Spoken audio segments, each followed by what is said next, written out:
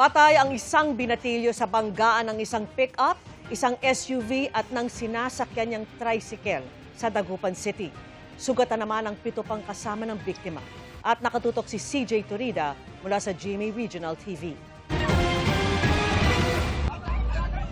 Umalingaw-ngaw ang sigawan at iyakan kasunod ng karambola ng 3 sasakyan sa De Venecia Highway Extension sa Dagupan City gabi noong Miyerkules. Pinagtulungang buhatin ng mga motorista at residente ang wasak na tricycle kung saan may mga naipit na pasahero. Yung sa tricycle, nandun po siya, pababa po siya ng Pantal Bridge going to Lucao. Then yung isa namang pong vehicle, galing po siya sa bayan. Yung tricycle naman po, nabunggo niya yung likod ng pick-up. Sa lakas ng impact ng pagkakabangga sa pick-up, nagpagulong-gulong ang tricycle at napunta sa kabilang linya ng kalsada kung saan nabangga naman ito ng dumaang SUV. Naipit sa SUV ang 13 anyos na lalaking sakay ng tricycle. Binawian siya ng buhay kalaunan.